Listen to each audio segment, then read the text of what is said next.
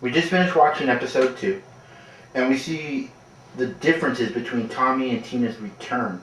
Why did you choose those particular settings? For Tommy, he's not supposed to be there. He shouldn't have that rebirth. His existence in the afterlife is completely alone.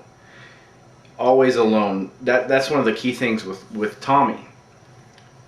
We wanted his appearance to be in a place that is lonely, empty.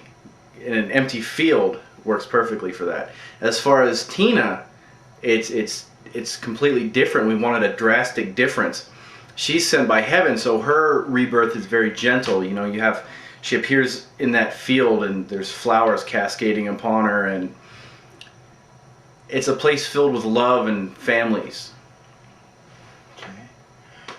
We then see Tommy and Alex talking, and we actually learn from Tommy that Tommy has become death. He's become the Grim Reaper. And that scene's actually one of my favorites. I'm not a parent, but if you put yourself in a parent situation, your child is in a room having a conversation with the Grim Reaper. I mean, it's pretty eerie all around. Yeah, it is pretty eerie. But Tommy also seems to feel Alex's pain. Can you tell us about that? Right. Yeah. He's the Grim Reaper. He has a connection with death. He has a connection with things that are dying. Alex is in bad shape. He's had that accident. He doesn't have much longer, and Tommy senses that. So they have that connection. Tommy also seems pretty disoriented in this scene. Right. He battled through hell for that rebirth. It's very rough on him. He's almost like a newborn. He's shaking, shivering, and his memory is filled with gaps. It's filled with holes.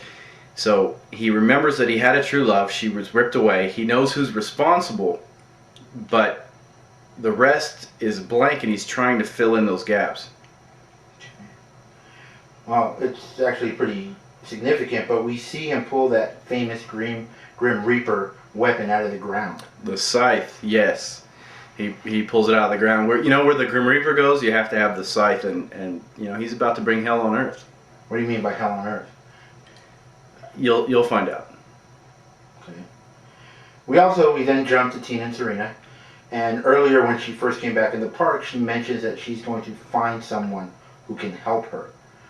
Tell us a little bit about that. Well, Serena and Tina were very close when Tina was alive. It's a relationship you'll see in the film. And she knows how powerful of a psychic Serena is. So if anybody can find Tommy, it would be Serena, and that's exactly where she's headed. And so it's a very tearful reunion. It is. It's a reunion 6 years in the making. One of the things that the YouTube viewers are going to hear right now that the audience at the premiere didn't is that, well, when you write a movie, you put a backstory for these characters, and Serena's backstory, it explains how when Tommy and Tina disappeared, Serena was looking for him, but she couldn't find him. So she uses her powers to try to locate him, and she came up empty-handed, and this caused her problems. She gave up on using her abilities for many years, and what happens is these police detectives come in search of a missing child, which she finds for them, and then that grows from there. She finds missing people. So when Tina is reunited with Serena's actually quite famous, and it's almost as if she's expecting Tina to show up. That's very interesting. It also, in this scene, Serena seems to be under the impression that Tommy is actually pure evil.